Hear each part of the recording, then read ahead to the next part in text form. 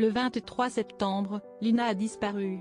La jeune femme de 15 ans s'est évaporée. Et la dernière fois qu'elle a été vue, c'était sur le chemin qui la menait à la gare de Saint-Blaise-la-Roche.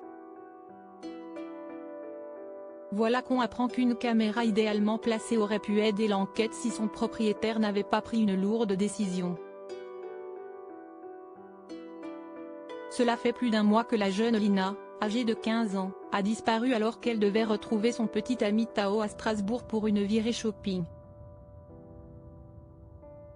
Pour ce faire, elle se rendait à pied à la gare de Saint-Blaise-la-Roche, via un chemin qui se trouvait le long d'une route d'une longueur de 3 km. Aperçue visiblement dans une voiture, une Clio qui se dirigeait à contresens de la gare, Lina aurait fait un coucou à un monsieur qu'elle connaissait. Cette mystérieuse voiture qui a tant fait parler, a été filmée dans la zone et le créneau horaire fatidique. L'enquête est désormais ouverte pour enlèvement et séquestration. Un geste terrible. Ce que l'on sait, si est que Lina s'est volatilisée sur une portion de 900 mètres, en pleine campagne comme le disent nos confrères du Parisien. Elle n'a en effet jamais atteint la piste cyclable, et encore moins la gare, comme l'attestent les rares caméras du secteur, indique le journal.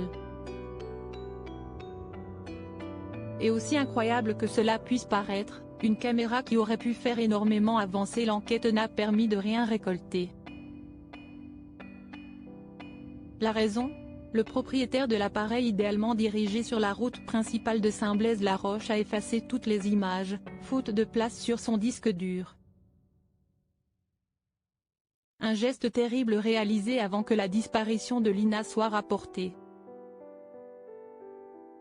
À défaut d'avoir ces images, d'autres ont permis d'en savoir plus sur ce qu'il s'est passé.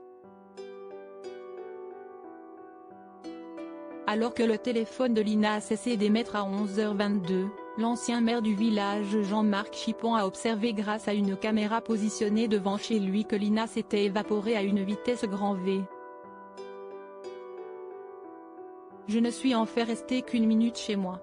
Il en faut 2 pour rejoindre la route, ce qui signifie que j'ai croisé Lina à 11h20, et qu'à 11h25, elle s'était déjà volatilisée, a-t-il déclaré. D'autres images de vidéosurveillance devaient être analysées, du moins si les propriétaires sont d'accord. En effet, le capitaine Marc Rolland a évoqué l'analyse des systèmes de surveillance des habitants du coin. Souvent, ils débordent sur le trottoir, un bout de rue. Mais comme si c'était illégal, ces témoins, pourtant intéressants, ne se manifesteront pas tout seuls.